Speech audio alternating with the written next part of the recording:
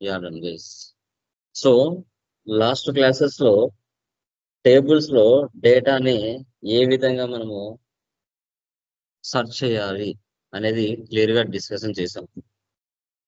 Okay, so today మనకి IDoc అంటే ఏంటి, డాక్యుమెంట్ స్ప్లిట్టింగ్ సంబంధించిన ఓవర్ వ్యూ థియరీ మనం డిస్కషన్ చేద్దాం. ఓకే, సో ఎందుకు ఐడాక్ ని యూజ్ చేస్తారు, తర్వాత ఎందుకు మనకి డాక్యుమెంట్ స్ప్లిట్టింగ్ యూజ్ చేస్తారు, LSMW ని ఎందుకు యూజ్ చేస్తారు అనేది కూడా టుడే క్లాస్ లో మనం డిస్కషన్ చేద్దాం. Theory and over view clear cut గా.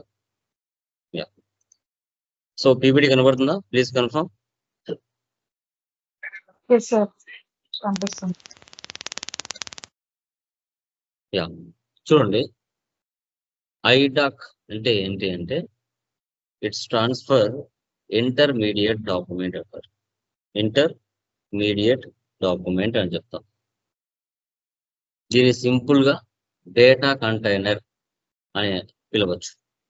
డేటా కంటైనర్ అని కూడా పిలవచ్చు.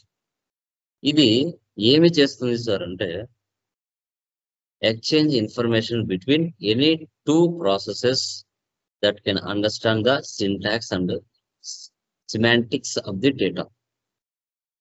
IDAC is like data file with a specified format which is exchanged between two systems which know how to interpret the data.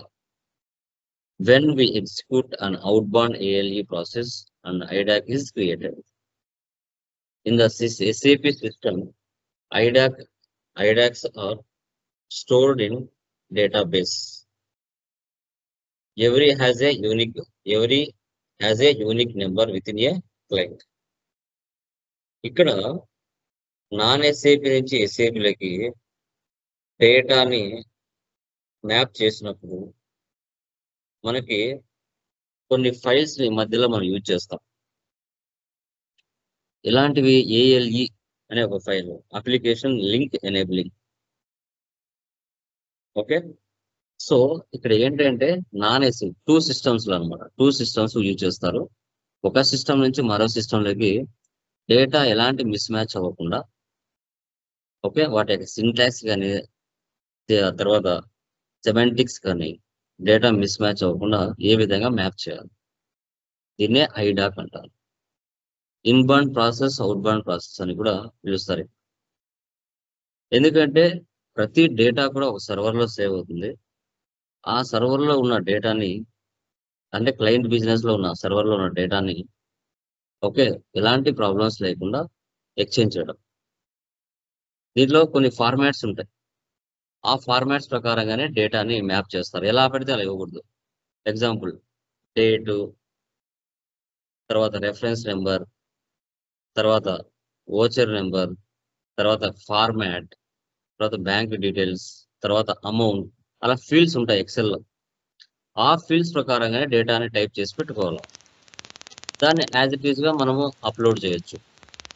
మనకి ఇష్టం వచ్చిన format ని మనము setup చేసుకోకూడదు, డేటా కరెక్ట్ అవుతుంది. ఓకే, సో LSMW ని యూజ్ చేస్తారు, ఐడాక్ ని కూడా యూజ్ చేస్తారు. ఓకే, చూడు, ఇక్కడ ఐడాక్ లో 3 పార్ట్స్ ఉంటాయి. Administration part like control data, application data, data record, status information, status record అని 3 ఉంటాయి. ఇక్కడ it contains information such as IDoc number, direction, IDoc status, basic type, message type, partner, sender or receiver, date and time of creation, update, interchange file or ISA number. You can view an IDAC using transaction WE02 or WE05. ఇప్పుడు ఒక vendor invoice కానీ customer invoice కానీ post చేసేటప్పుడు so customer name or vendor name, reference number, amount field, okay, nature of payment, పర్చేజా సేలా, తర్వాత text box, amount field, ఇలా మనకు కొన్ని ఫీల్డ్స్ ఎలాగా ఉంటాయో అదే విధంగా డేటాను మ్యాప్ చేయాలన్నప్పుడు ఇక్కడ కూడా ఒక ఫార్మాట్ ఉంటుంది. ఆ ఫార్మాట్ లో ఏ ఫీల్డ్స్ అనేది మనం ఫిల్ చేయాలి అనేది ఇక్కడ ఇచ్చాడు. WE02 లేదా WE05 లో ఆ డేటాని ఫిల్ చేస్తాం. కంట్రోల్ డేటా అంటాం. తర్వాత అప్లికేషన్ డేటాకి వస్తే data record which contains data, they are called the data record or segment. Okay, so ఇక్కడ పైన మీరు చూసుకుంటే అది వెండర్ ఇన్వాయిస్ కానీ కస్టమర్ ఇన్వాయిస్ కానీ ఏదైనా పోస్ట్ చేసినప్పుడు వాటికి సంబంధించిన డేటాని మనము ఆల్ పేమెంట్ ఇన్స్ట్రక్షన్స్ స్టాండర్డ్స్ లో చేయాలన్నా, పార్సిల్ లో చేయాలన్నా, రెసిజ్యూల్ లో చేయాలన్నా ఆ డేటాని డేటా రికార్డ్ అప్లికేషన్ డేటా ద్వారా క్లియర్ చేస్తారు. ఇప్పుడు vendor invoice, customer invoice post చేశారు, వాటిని అమౌంట్ క్లియర్ చేయాలి లేకుంటే రిసీవ్ చేసుకోవాలి. అది ఎలా? స్టాండర్డ్ ద్వారా జరుగుతుంది, పార్సల్ ద్వారా జరుగుతుంది, రెసిజ్యూల్ ద్వారా కూడా జరుగుతుంది. ఇది డేటా రికార్డ్ అంటాం. Status information, status record. This give you information about the various stages the IDAC has passed through. IDAC works or not and pass or fail. Here we can check. Status record లో నువ్వు ఏదైతే implementation చేసావో అవి correct గా work అయ్యాయా లేదా అనేది మనం స్టేటస్ రికార్డ్ లో చెక్ చేస్తాం. స్టేటస్ రికార్డింగ్ లో మనం చెక్ చేయడం జరుగుతుంది. సో దీనిలో 3 టైప్స్ అనమాట. కన్సిస్ట్, డేటా, డేటా రికార్డ్, తర్వాత స్టేటస్ రికార్డ్ అని మనం చెప్పుకుంటాం.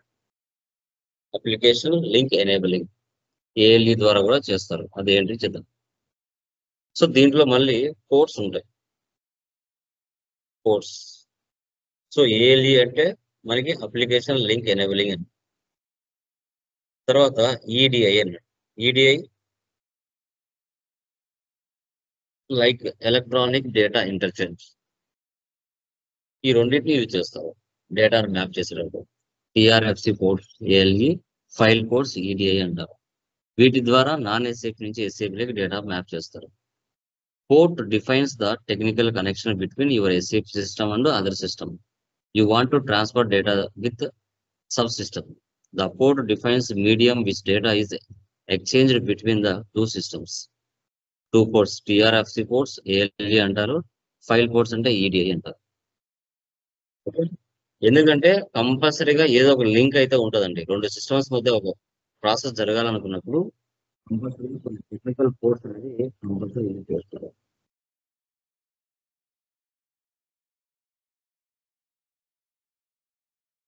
తర్వాత దీంట్లో 2 టైప్స్ ఉంటాయి.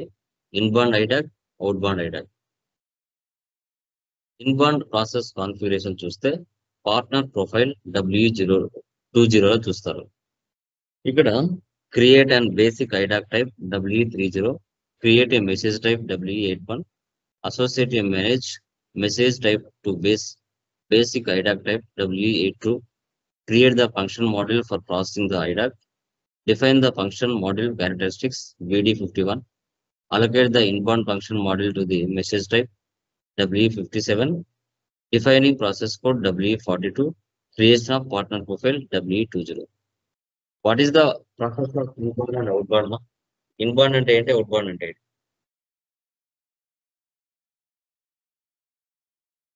చెప్పండి. Inbound means we receive the message. Outbound means we are sending the.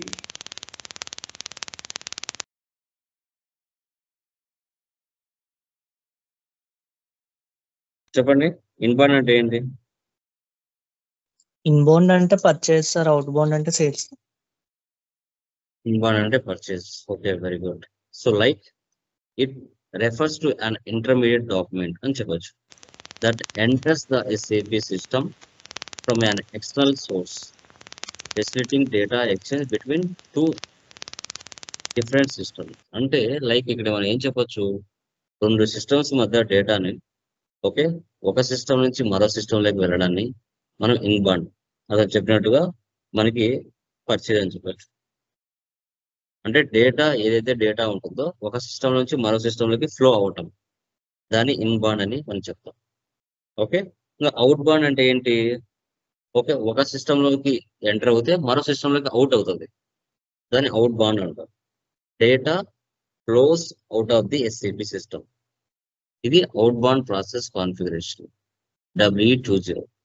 Create segments W31, create an IDoc type W30, create a message type W81, associate a message type or to IDAC type W81, 82, create a port W21.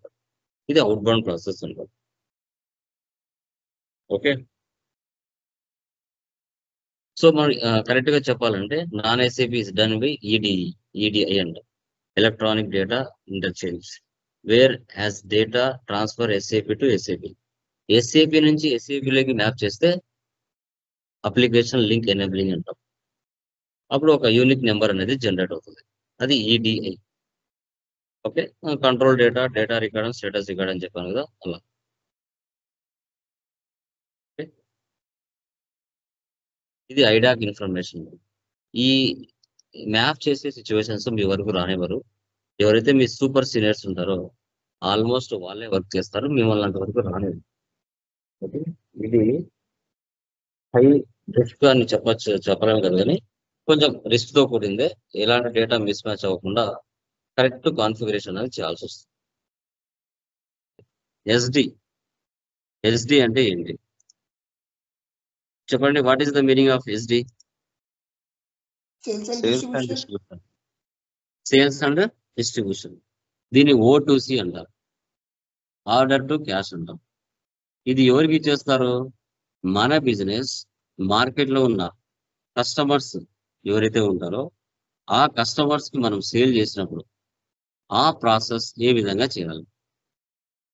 So O2C is a set of business process that involve receiving and fulfilling customer requests for goods or services. It is a top level. మనకు market లో ఉన్న ఏ customer అయితే మనకు order పెట్టుకుంటాడో, order పెట్టుకున్నప్పుడు మనకు అది sales order అవుతుంది, అది అతనికి పర్చేజ్ ఆర్డర్ అవుతుంది. సో దీని సైకిల్ ఎలా ఉంది, ఇది ఎప్పుడు యూజ్ చేస్తాం? దీనికి సైకిల్ వచ్చేసి first customer enquiry, quotation for customer enquiry, sales order creation, post goods issue, delivery, billing, bill send to customer, receipt of money, customer payment. ఇది O2C సైకిల్. ఇలా కూడా చెప్పొచ్చు. Sales order, availability check, outbound delivery, transportation, picking, goods issue, billing, payment process.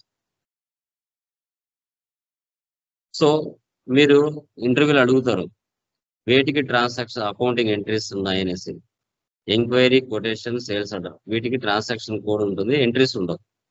PGI, delivery, billing, receipt of money వీటికి మాత్రమే accounting transactions ఉంటాయి అని చెప్పాలి.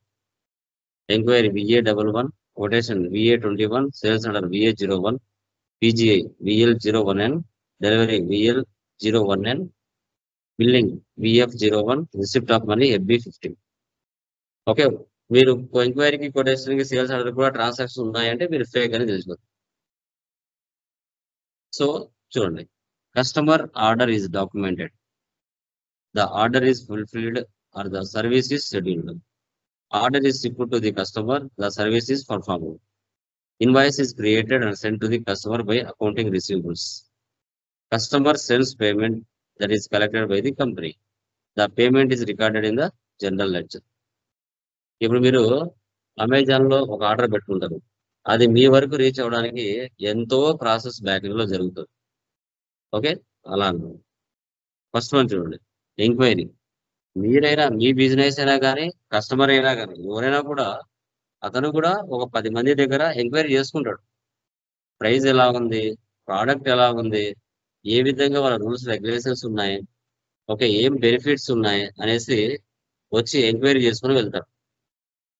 వెళ్ళి మనం బాగా నచ్చినట్లయితే కొటేషన్ తీసుకుంటాడు. Price quotation given to the customer. మనం అతనికి కొటేషన్ ఇస్తాం.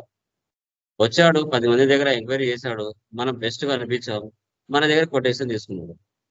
తీసుకోవచ్చు, తీసుకోకపోవచ్చు, అది అతని చాయిస్. తీసుకుంటే ఎస్ ఈ ప్రొడక్ట్స్ ఇంత వాల్యూ అని మనకు తెలుస్తుంది. లేదు డైరెక్ట్ గా వచ్చి పర్చేజ్ చేశారనుకోండి, అది దానికి విత్ ఎంక్వైరీ ద్వారా మనకి ఒక రెఫరెన్స్ నెంబర్ జనరేట్ అవుతుంది. లేదు అంటే డైరెక్ట్ అయినా ఇవ్వడానికి ఛాన్సెస్ ఉంటుంది. తర్వాత సేల్స్ ఆర్డర్. ఎప్పుడైతే అతను ఎంక్వైరీ చేసుకున్నాడు, కొటేషన్ తీసుకున్నాడు, మన rules, responsibilities, okay, terms and conditions అన్ని బాగా నచ్చాయి. సో అతను విత్ ఎంక్వైరీ ఆర్ కొటేషన్ ద్వారా అయినా ఆర్డర్ పెట్టుకోవచ్చు, లేదు డైరెక్ట్ గా అయినా ఆర్డర్ పెట్టుకోవచ్చు. ఓకే. సో విత్ రెఫరెన్స్ అయినా, వితౌట్ రెఫరెన్స్ అయినా ఎలాగైనా ఆర్డర్ పెట్టుకోవడానికి ఛాన్సెస్ ఉంటుంది. ఓకే. సో ఆ ఆర్డర్ ఏమేమి పెట్టాడు అనేది చూసుకొని post goods issue. So PGI is the steps where goods are being picked by warehouse. అతను ఆర్డర్ పెట్టిన తర్వాత సో వాటన్నిటిని సెలెక్షన్ చేసుకొని ప్యాక్ చేసి రెడీగా పెట్టుకుంటాం. ఎవరు అడ్రస్ పంపించడానికి? కస్టమర్ అడ్రస్ పంపించడానికి. సో దీన్ని PGI అంటారు. PGI అంటే స్టాక్ అంతా రెడీ చేసుకొని డెలివరీ చేస్తాం. ఎవరికి? So customer. So delivery follows post goods issue. Delivery is the actual fulfillment of goods to the customer. Shipping address. At delivery stage, we have accounting entries in the books. At this stage, we debit revenue account and credit customer account. Task code for delivery is VL01. తర్వాత customer address కి shipping పంపించేస్తాం. ఆ పంపించినప్పుడే మనం ఏం చేస్తాం? Billing కూడా ఆ shipping దాంట్లోనే మేము బిల్లింగ్ యాడ్ చేసి పంపిస్తాం. We send the bill to the customer for the goods delivered. We have accounting entries at this stage where we debit customer and credit cash account. ఇప్పుడు మనము బిల్లింగ్ కి చూడండి, ఏదానికి మనకు అకౌంటింగ్ ఎంట్రీ ఉంటుంది. Sales order కి no accounting entry. Okay, outbound డెలివరీకి ఏమి ఉండదు. పోస్ట్ గూడ్స్ ఇష్యూకి ఉంటుంది. Cost of goods sold debit to inventory account. ఇది మాన్యువల్ గా అడిగినప్పుడు మీరు చెప్పాలి. ఓకేనా? PGI అకౌంటింగ్ ఎంట్రీ ఉంటుంది అంటే ఉంటుంది. Cost of goods sold account to inventory account అని చెప్పాలి. Cost of goods sold to inventory account. Next billing document కి అకౌంటింగ్ ఎంట్రీ ఉంటుందా అంటే ఉంటుందని చెప్పాలి. Customer account to sales account. Customer account to sales account. తర్వాత ఇప్పుడు మనం బిల్లింగ్ చేసిన తర్వాత కస్టమర్ మనకు డబ్బులు ఇవ్వాలి కదా. So bank clearing account to customer account. Receipt అంటాం అనమాట. Bank clearing account to customer account అని చెప్తాం. సో దీన్ని OTC సైకిల్ అంటారు. ఈ రెండింటికి గాను సేల్స్ అండ్ డిస్ట్రిబ్యూషన్ పర్సన్ ఉంటారు. Okay, SD consultant, MM consultant ఇద్దరు కూడా ఉంటారు. బట్ ఈ రెండు వాళ్ళే చేయగలుగుతారు మ్యాక్సిమం. బట్ మనం మినిమం థియరీ నాలెడ్జ్ ఉన్నా చాలు, మనం అక్కడ మార్కెట్ లో సర్వే అవడానికి ఛాన్సెస్ ఉంటుంది. అదే విధంగా మీ సూపర్ సీనియర్స్ ఉంటారు. ఆల్మోస్ట్ మిమ్మల్ని సపోర్టింగ్ లో కూర్చోబెడతారు. ఈ యొక్క ఇంప్లిమెంటేషన్ కి ఇంకా మీకు మాక్సిమం 5 years 7 years అలా ఒక ఎక్స్పీరియన్స్ పెడితే మాత్రమే కానీ మిమ్మల్ని అక్కడ కూర్చోబెట్టడానికి ఛాన్స్ ఉంటుంది. ఒకవేళ 1 or 2 years 3 years అలా పెట్టుకుంటే కన్నా మాక్సిమం వాళ్ళ సూపర్ సీనియర్స్ ఉంటారు. మిమ్మల్ని సపోర్టింగ్ లో కూర్చోబెట్టడానికి ఛాన్సెస్ ఉంది. బట్ ఇవి మాత్రం చేయాలంటే చాలా టఫ్. ఒక్కసారి మనకి గుర్తు పెట్టుకోవడం కూడా చాలా టఫ్. టీ కోడ్స్ కానీ ఆ ప్రాసెస్ చేసే విధానం కానీ. ఓకే, ఈ రెండు టాపిక్స్ అనమాట. SAP లో ఈ రెండు టాపిక్స్ టఫ్ అనమాట. బట్ కాబట్టి maximum MM consultant, SD consultant వీటి చూసుకుంటారు రియల్ టైం కంపెనీలో. ఇక్కడ వరకు మనం రానివ్వరు.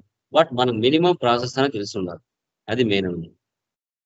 అట్లా ఓకేనా guys?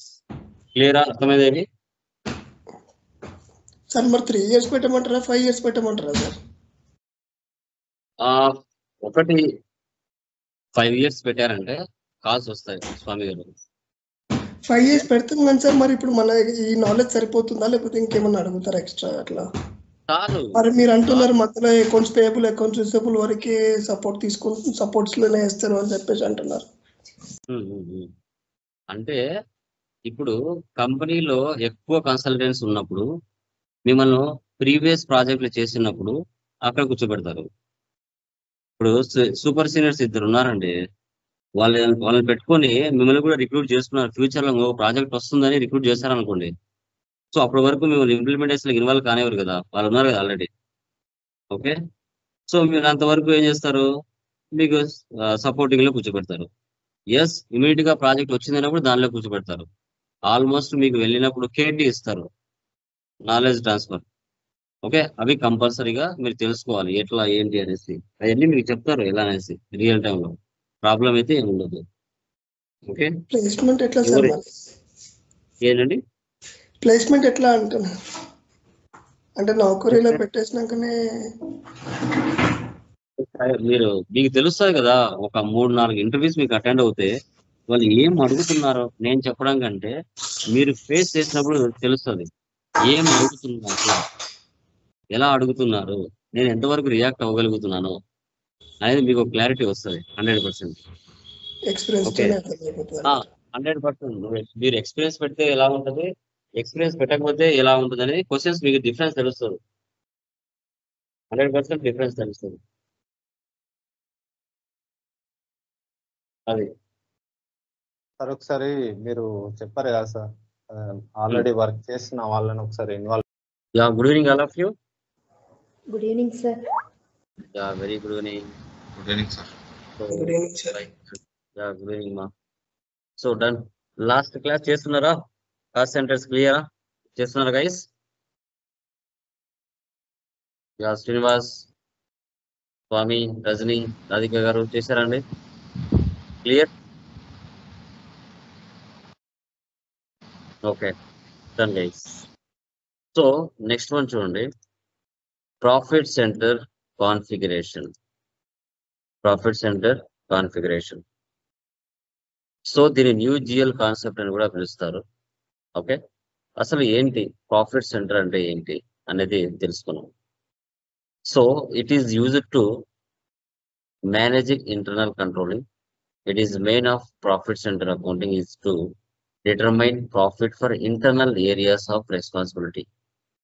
It determine profit and losses using either period accounting or the cost of sales reports. CO అంటే మనం ఇంటర్నల్. సో CO అనేది మనం పీపీటీ వస్తుంది సార్. ఏంటి క్లాస్ రికార్డ్ చేయలేదు అనుకుంటా, పీపీటీ క్లియర్ గా వస్తుంది. పీపీటీ వస్తుంది. క్లాస్ రికార్డింగ్ అవుతుంది. ఓకే, ఓకే సార్, నా ఓకే. కనబడుతుందా? ఓకే సార్, డిస్ప్లే వస్తుంది.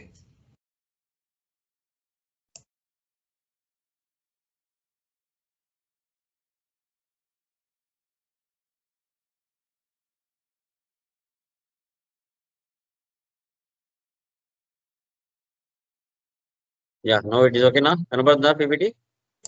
Yes sir. యా, సో మనం CO అంటే ఇంటర్నల్ రిపోర్టింగ్ అని చెప్పాము. సో ఆ ఇంటర్నల్ రిపోర్టింగ్ ఏదైతే ఉంటుందో CO అనేది హైరార్సీ అని కూడా చెప్పాం. ఇది ఏంటంటే ఇంటర్నల్ గా ఏరియా వైజ్ గా బిజినెస్ ప్రాఫిట్ అండ్ లాస్ అనేది కనుక్కోవచ్చు. ఎలా చెప్పొచ్చు అంటే ఇండియాలో స్టేట్లు ఉన్నాయి, స్టేట్స్లలో డిస్ట్రిక్ట్స్ ఉన్నాయి, డిస్ట్రిక్ట్స్లలో మళ్ళీ మనకి మండలాలు ఉన్నాయి, మండలాల్లో మనకి విలేజెస్ ఉన్నాయి. అలా మనం ఒక స్టేట్ వైజ్ గా, డిస్ట్రిక్ట్ వైజ్ గా, మండల్ వైజ్ గా, విలేజ్ వైజ్ గా మనం ప్రాఫిట్ అండ్ లాస్ ని తెలుసుకోవచ్చు అనే విధంగా వీళ్ళు డిఫైన్ చేశారు. ఓకే, సో చూడండి ఇక్కడ company code FI, profit centre CO. ఇప్పుడు కంపెనీ కోడ్ SAP1, SAP2 అనేది కంపెనీ కోడ్స్ అనుకోండి.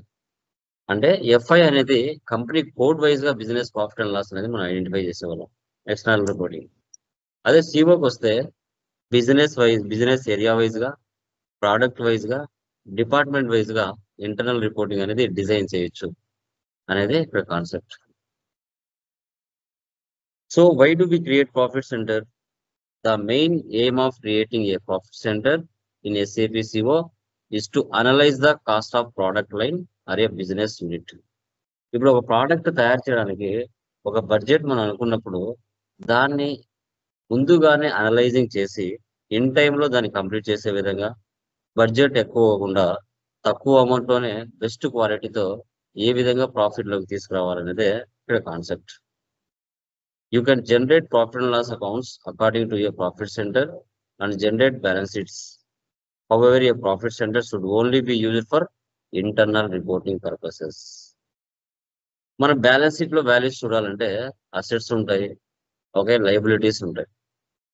Okay, you can analyse fixed assets by profit centre using them as investment centers.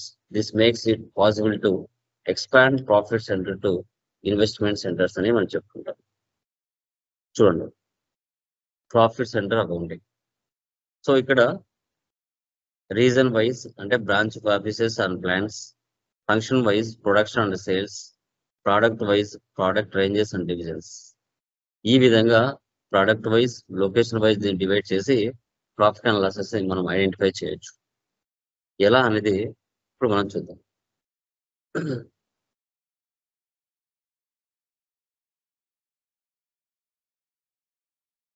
చూడండి, company code it is highest hierarchy of f i.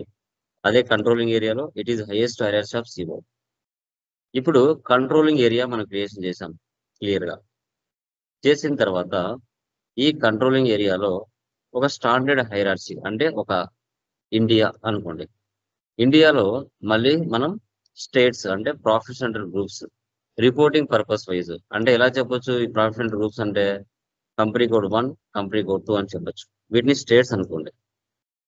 ఈ స్టేట్స్లలో మళ్ళీ profit centres అంటే ఈ state Hyderabad మనకి తెలంగాణ ఉంది, ఆంధ్రప్రదేశ్ ఉంది.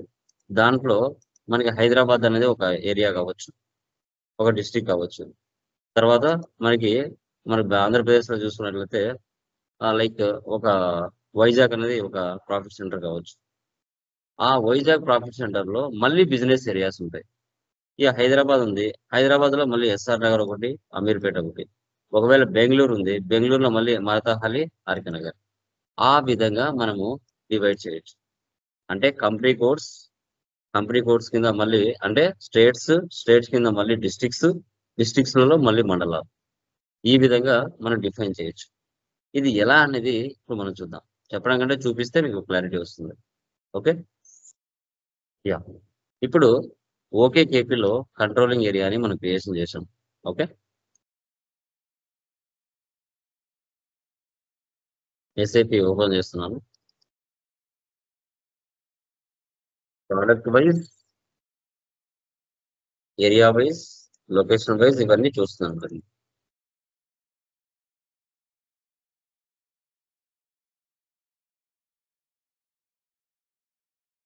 ఓకే కేపీలో మనం ఏం చేసాం? కంట్రోలింగ్ ఏరియాని క్రియేషన్ చేసుకున్నాం.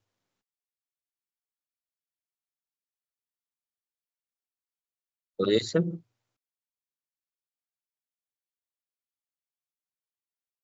ఇది మన యొక్క కంట్రోలింగ్ ఏరియా. ఇది స్టార్టింగ్ లోనే సిఓలోకి ఎంటర్ అయినప్పుడు మనం దీన్ని క్రియేషన్ చేసుకున్నాం. ఓకే, నెక్స్ట్ వన్ చూడండి.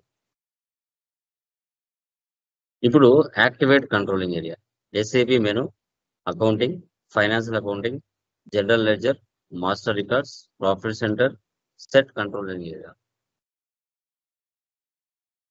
SAP menu, accounting, financial accounting,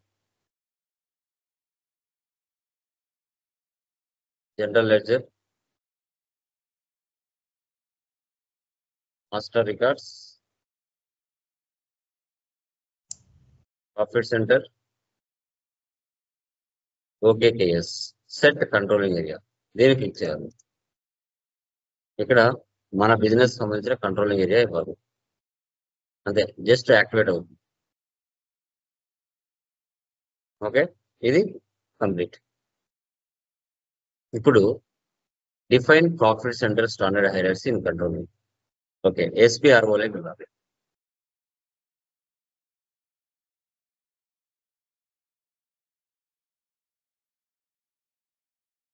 ఎస్పీఆర్ఓ, SAP reference image,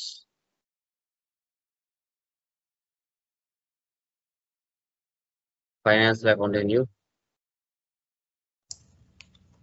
ledger, general తర్వాత ledger, accounting new, master data, master data, profit centre. So define profit centre standard hierarchy in controlling area. దీన్ని select చేయాలి. ఇక్కడ position లోకి వెళ్ళి మనది తీసుకోవాలి. When 1 ఇక్కడ నువ్వు హైరార్సీ ఏరియా అనేది ఓన్ గా క్రియేషన్ చేసుకోవాలి. ఓకే, ఇక్కడ చూడండి చాలా మంది వాళ్ళ బిజినెస్ రిలేటెడ్ గా తీసుకున్నారు. మనం కూడా ఒకటి క్రియేట్ చేసుకోవాలి. మనది బెన్ 1 కదా, _CO, సేవ్.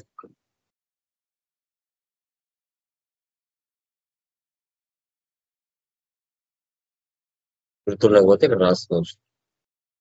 ఓకే, ఓకే, ఇక్కడ వరకు మనం చేసాం బాగుంది. ఇప్పుడు చూడండి, డిఫైన్ స్టాండర్డ్ హైరార్సీ. ఇప్పుడు ఒక ఇండియా అనే ఒక హైరార్సీని క్రియేట్ చేసుకోవాలి. ఇది ఇండియా. దాంట్లో స్టేట్స్, ప్రాఫిట్ సెంటర్ గ్రూప్స్ అంటే కంపెనీ కోడ్స్ అని చెప్పొచ్చు. ఆ కంపెనీ కోడ్స్ లో మళ్ళీ డిస్ట్రిక్ట్స్ చేసుకోవాలి. ఆ డిస్ట్రిక్ట్స్ లలో మళ్ళీ మండలాలు చేసుకోవాలి. ఓకే, ఆ విధంగా నేను డిఫైన్ చేశాను. ఓకే, చూడండి. ఇప్పుడు స్టాండర్డ్ హైరార్సీ, ఒక రాజును ఎలా క్రియేషన్ చేసుకుంటాం అలా ఒక స్టాండర్డ్ హైరార్సీని మనం సెటప్ చేసుకోవాలి. అది బ్యాక్ వచ్చేసి డిఫైన్ స్టాండర్డ్ హైరార్సీ ఇక్కడే ఉంది కదా, దీన్ని సెలెక్ట్ చేయండి. ఓకే, వచ్చిందా మంది వెన్ 1. సో ఇప్పుడు ఇక్కడ స్టాండర్డ్ హైరార్సీని క్రియేట్ చేసుకోవాలి. Define standard hierarchy.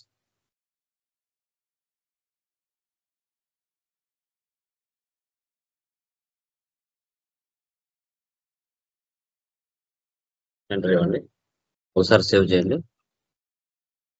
యా, ఇప్పుడు దీన్ని సెలెక్ట్ చేసుకొని లోయర్ లెవెల్ అంటే ఇది ఇండియా అనుకోండి. ఇండియాలో నేను 2 స్టేట్స్ ని చేసుకుంటున్నాను. ఓకే, లోయర్ లెవెల్ ఒకటి కంపెనీ కోడ్స్ చేసుకుంటాను అనమాట.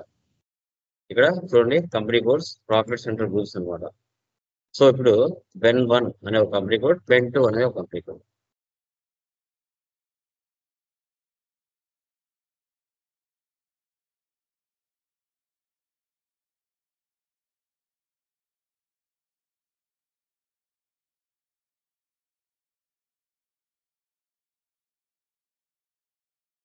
Okay, enter.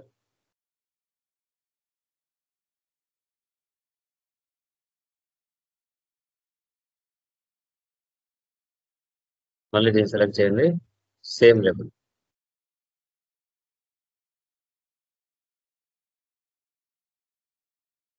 Company code 1, company code 2 చేశాము. ఇక్కడ వచ్చేసి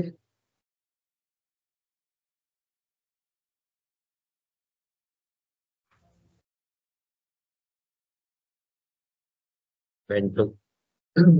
ఓకేనా, అంటే company code 1, company code 2.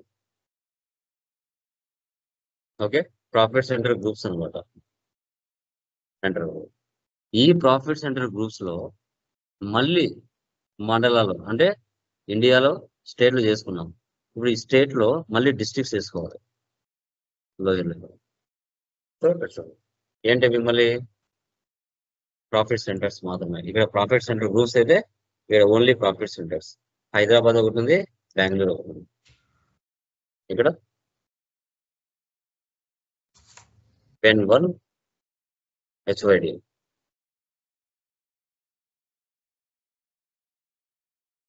Hyderabad profit centre. కొంచెం అర్థం చేసుకోవడానికి కన్ఫ్యూజన్ గా ఉంటుంది. ఓకే, ఈ బెన్ 1 అనే కంపెనీ కోడ్ లో హైదరాబాద్ లో ఒక బ్రాంచ్ ఉంది, తర్వాత సేమ్ లెవెల్. ఓకే, బెంగళూరులో ఒక బ్రాంచ్ ఉంది.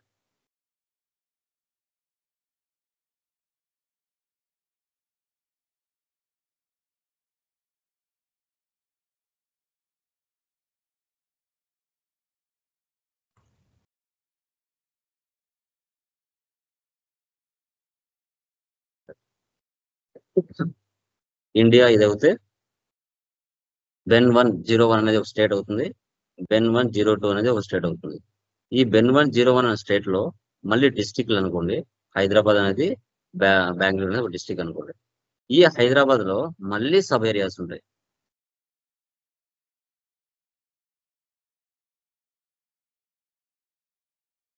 బెన్ 1 అమీర్పేట్.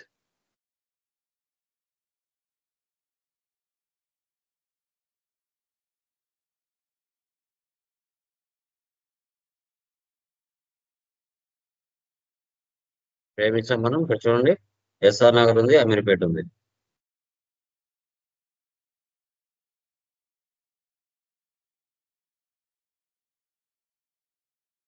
తర్వాత దీంట్లోనే మళ్ళీ ఎస్ఆర్ నగర్.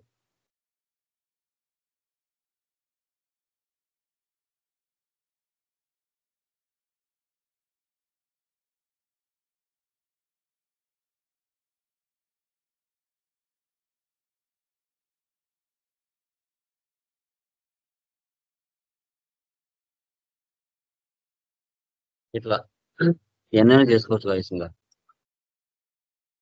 ఇది కంపెనీ కోడ్ 1. ఓకే, ఇప్పుడు హైదరాబాద్ లో 2 ఏరియాస్ చేసాం, బెంగళూరులో కూడా 2 ఏరియాస్ చేయొచ్చు.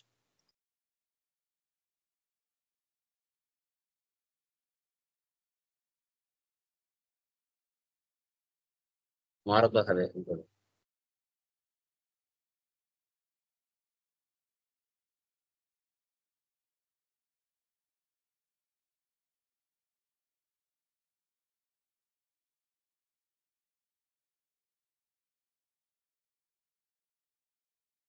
దీంట్లో మళ్ళీ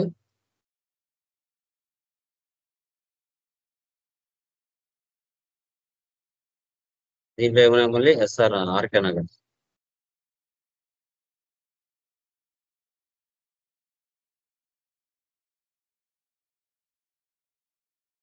ఇలా ఇప్పుడు దీంట్లో మనం ఏ విధంగా డివైడ్ చేసామో ఓకే, కంపెనీ కోడ్ 2 లో కూడా సేమ్ అలాగే చేసుకోవచ్చు ఎన్నైనా. ఓకే, చాలండి, ఒక కంపెనీ కోడ్ చాలు. సో ఇవన్నీ ఎక్కడ రీడైరెక్ట్ అవుతాయి అనేది కూడా మీరు చూడాలి. నెక్స్ట్ ఎస్ఏపి మెనూలోకి రండి. Slash SAP menu, accounting, financial accounting, general ledger, master records, profit centre, ఇక్కడ ఇండివిజువల్ ప్రాసెసింగ్. దీంట్లో చూడండి, క్రియేట్ చేయొచ్చు, చేంజ్ చేయొచ్చు, డిస్ప్లే చేయొచ్చు, డిలీట్ చేయొచ్చు, చేంజెస్ కూడా చేయొచ్చు. క్రియేట్. ఓకే, ఇక్కడ 6 digits తో లేదంటే 5 digits తో మనం ఒక సెటప్ ని చేసుకోవాలి. Okay, SR Nagar, Ameerpet, Marathahalli, RK Nagar. ఇప్పుడు మన కంపెనీ బెన్ కదా, సో ఇక్కడ వచ్చేసి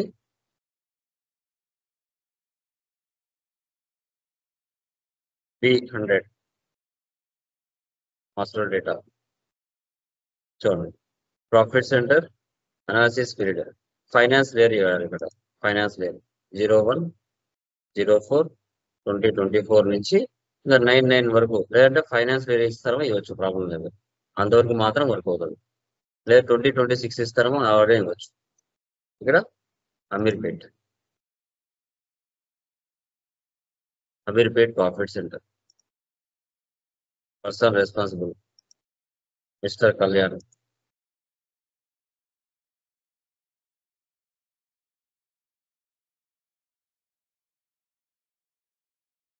department sales department, profit centre. ఇప్పుడు మీరు ఏవైతే అక్కడ చేసి ఉంటారో అవన్నీ వచ్చింటాయి చూడండి, వచ్చాయా? ఇప్పుడు మనకు కావాల్సిన ఏంటి? Ameerpet profit centre. సెగ్మెంట్, ఇది రెంట్స్ మీద, సాలరీస్ మీద అలా డిఫాల్ట్ గా ఉంటాయి, బుక్స్ మీద లేదా ఒకటి తీసుకోండి. ఓకే, అండ్ ఈ ఇండికేటర్స్, కంపెనీ కోడ్స్ ఇవన్నీ నోటెడ్. సో దీన్ని యాక్టివేట్ చేసుకోవాలి. ఇక్కడ చూడండి, యాక్టివేట్. అక్కడే ఒక ప్రాఫిట్ సెంటర్ క్రియేట్ చేసినట్టు. BE100 has been created. ఇప్పుడు BE200.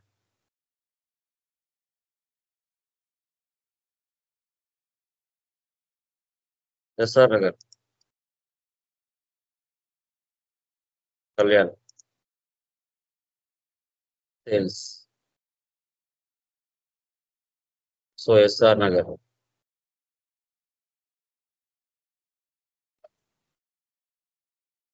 Books, activate. So profit centre BE200 has been created. Next BE300, Bengaluru ఉంది కదా, మారతహల్లి.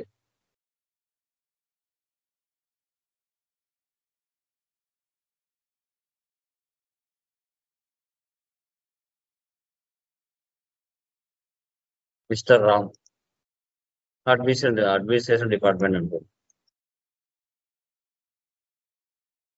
మారదహల్లి profit centres.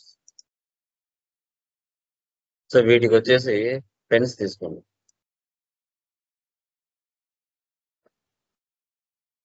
నెక్స్ట్ 400,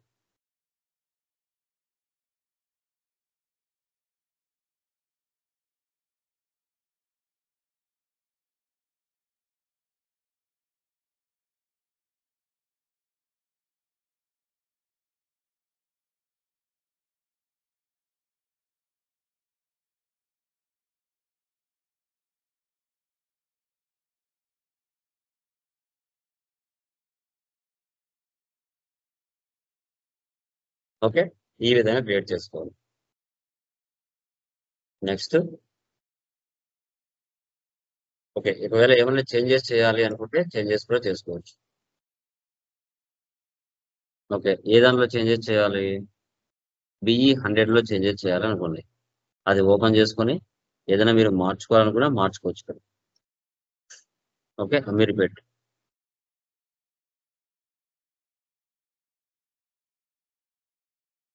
ఇలా మార్చుకోవచ్చు ఏదైనా. ఓకే, ఇక్కడ ఏదైనా సేల్స్ ఉంది, సేల్స్ 1 అని పెడతానో పెట్టుకోండి. కళ్యాణ్ మీ పేరు ఉంది, పేరు మార్చుకుంటారో మార్చుకోవచ్చు, ప్రాబ్లం లేదు. ఓకే, పీసీ ఉంది, పూర్తిగా రాస్తారో రాయండి, పీసీ 1 ఉంది, ఇలాగైనా మార్చుకోవచ్చు.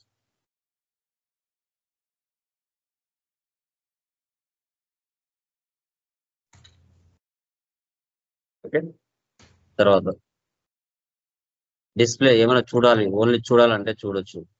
మాస్టర్ డేటా ఎలాంటి యాక్టివేషన్స్ ఏం జరగవు, ఎడిట్ ఏం చేసుకోవడం, జస్ట్ చూడాలంటే చూసుకోవచ్చు. తర్వాత డిలీట్ చేయాలంటే డిలీట్ చేయొచ్చు, దీన్ని డిలీట్ చేయాలంటే డిలీట్ చేసుకోవచ్చు ఓపెన్ చేసుకొని. ఓకే, నెక్స్ట్ వచ్చేసి ఇక్కడ ఏమి ఇచ్చాడు?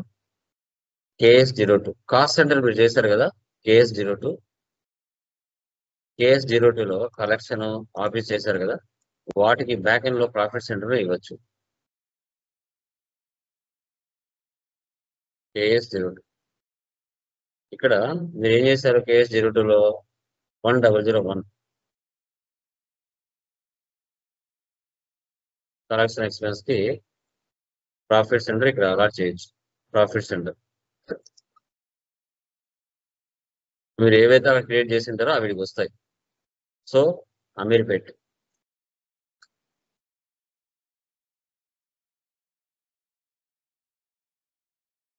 Next 2 SR Nagar.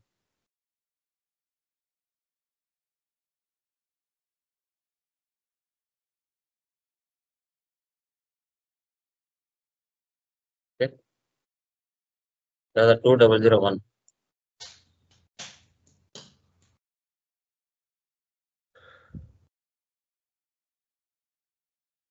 Bengaluru attachment చేద్దాం. మారుతా నగర్.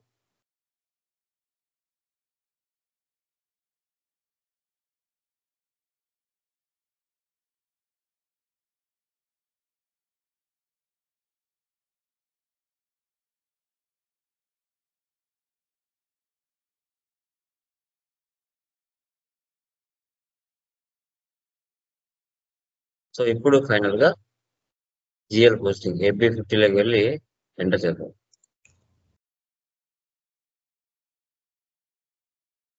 కాస్ట్ ఎలిమెంట్స్ చేసాము.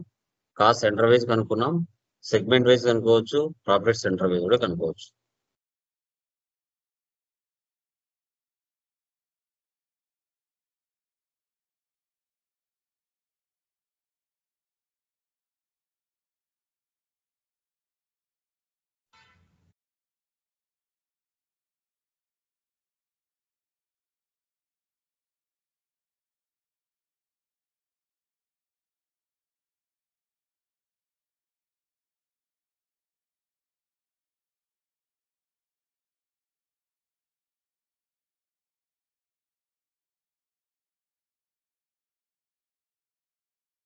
Profit centres repeat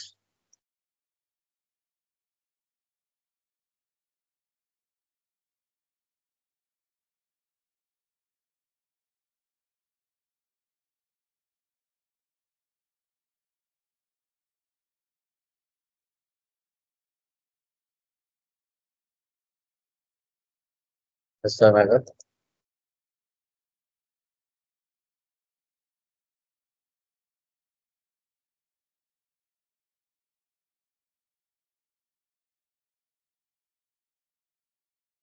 enter. So any entry in field profit centre is not permitted. Profit centre అవసరం లేదు అంటుంది, తీసేద్దాం.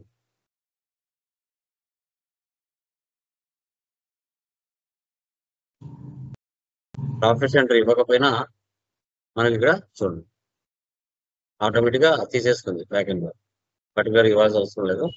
సిమ్యులేట్ సేవ్ డాక్యుమెంట్ డిస్ప్లే తర్వాత చూస్ లేఅవుట్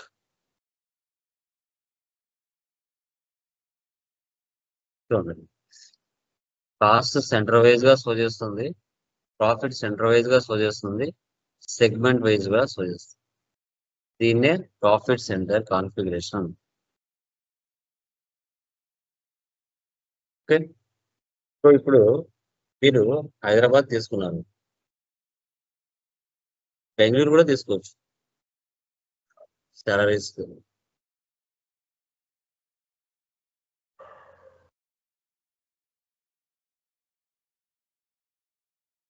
సాలరీ తీసుకున్నారు,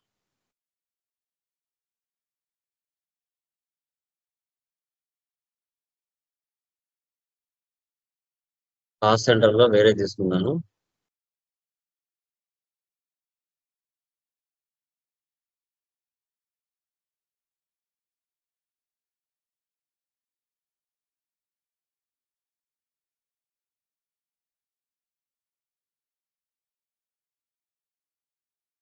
simulate save document display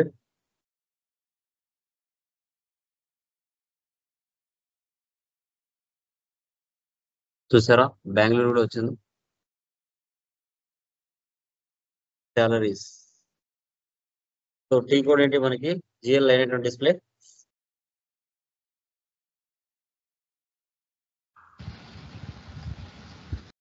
FBL3 అని.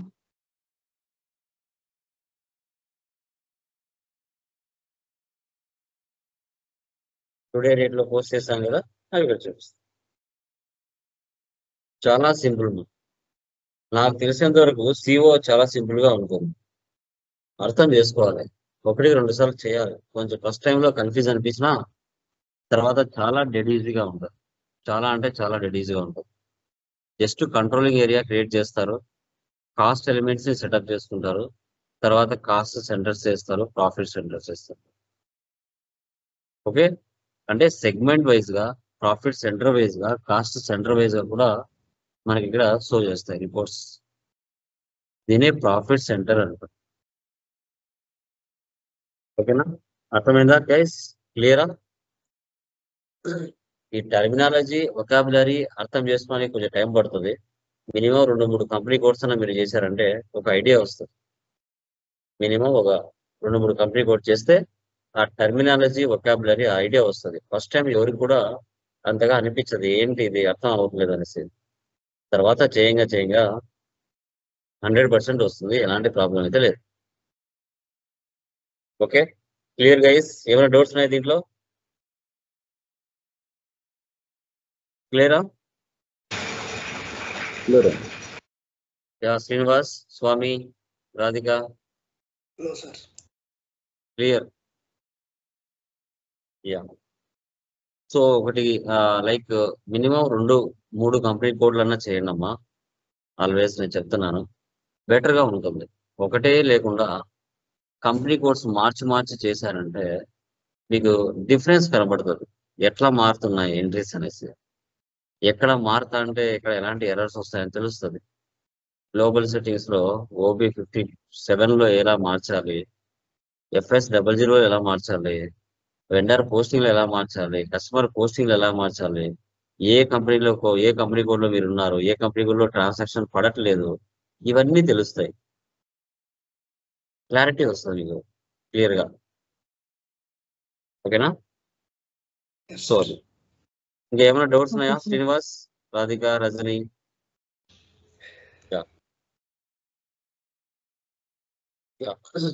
Like Monday, Monday Swamy, Srinivas మీరు prepare అయి ఉండండి. ఓకేనా? సో వీరబాబు మీరు ఏమైనా చెప్తారా? వీరబాబు మీరు ఒక టాపిక్ చెప్తారా? డాక్యుమెంట్ రివర్స్ కానీ శాంపుల్ డాక్యుమెంట్స్ కానీ చెప్తారా? Okay sir. సార్ రేపు అది సండే ఓన్లీ కదా. కాన్ఫిగరేషన్స్ చెప్పాలా సార్, లేకపోతే ఇంట్రొడక్షన్ పార్ట్ కూడా లేదు మరి పంపించిన అటాచ్మెంట్ లో? చెప్పండి అసలు ఎందుకు యూజ్ చేస్తారు, థియరీ కూడా ఎక్స్ప్లెయిన్ చేయండి, థియరీ కూడా ఎక్స్ప్లెయిన్ చేసి చెప్పండి, తప్పేముంది. ఓకే, ఇప్పుడు నేను ఎలా మీకు చేసి చూపిస్తున్నానో అలాగే చేసి చూపించాలి. ఓకే ఓకే ఓకే ఓకేనా. రేపు సండే కదా, కొంచెం టైం తీసుకొని ప్రిపేర్ అవ్వండి. మంచిగా ప్రెజెంటేషన్స్ ఇచ్చారంటే చాలా వరకు బెటర్ అవుతాయి ఫ్యూచర్లో. Okay, yeah, done guys, bye.